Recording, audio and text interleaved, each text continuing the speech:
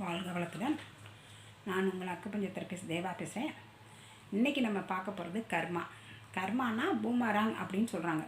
அதான் நம்ம செஞ்ச நல்லது கெட்டது, நம்ம நினைக்கிற அடுத்தவங்களுக்கு நம்ம என்ன நினைக்கிறோமோ, நம்ம என்ன செய்கிறோமோ அதுதான் நம்மளுக்கு திரும்ப வரும்னு சொல்கிறாங்க. நான் என்ன சொல்கிறேன்னா, நம்ம செய்கிற பாவ புண்ணியம் அடுத்தவங்களுக்கு அது நம்ம குழந்தைகளுக்கோ பேரம்பேத்திக்கோ நம்ம பரம்பரைக்கோ தான் போகும். இப்போ நம்ம அனுபவிக்கிறதெல்லாம் நம்ம முன்னோர்கள் செய்த பாவ புண்ணியம் தான் நம்ம இப்போ அனுபவிக்கிறதுலாம். அதனால் நீங்கள் முடிஞ்ச வரைக்கும் புண்ணியத்தை செய்யுங்க. புண்ணியத்தை செஞ்சிங்கன்னா உங்கள் குழந்தைய பின்னாடி நல்லா இருக்குங்க.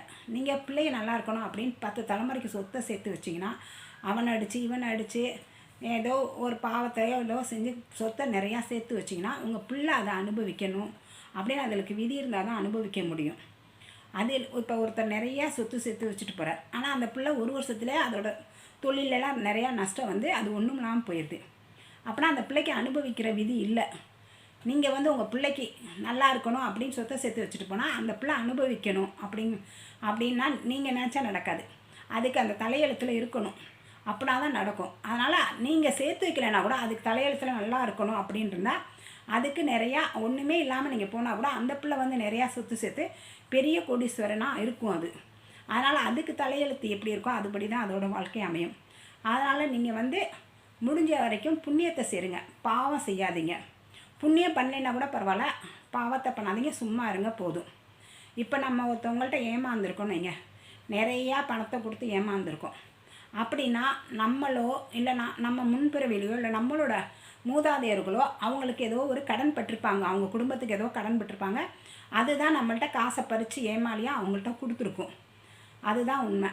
அதாவது நம்ம இன்னொருத்தவங்களுக்கு பணம் கொடுத்து ஏமாந்தோம்னா அவங்களுக்கு நம்ம கொடுக்க வேண்டியதை தான் போன பிறவிலையோ அது முன் பிறவிலையோ ஏதோ ஒன்று கொடுக்க வேண்டியது போயிருக்கும் நம்மளுக்கு.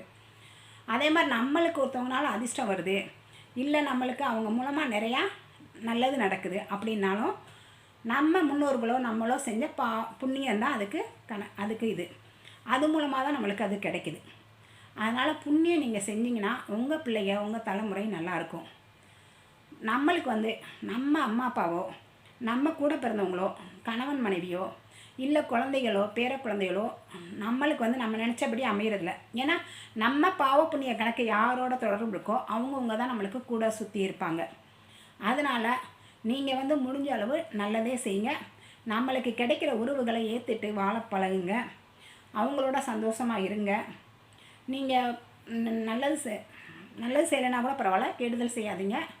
உங்கள் பிள்ளைய நல்லா இருக்குன்னு நினச்சா புண்ணியத்தை சேர்த்து வைங்க. நன்றி. வாழ்க வளத்துடன்.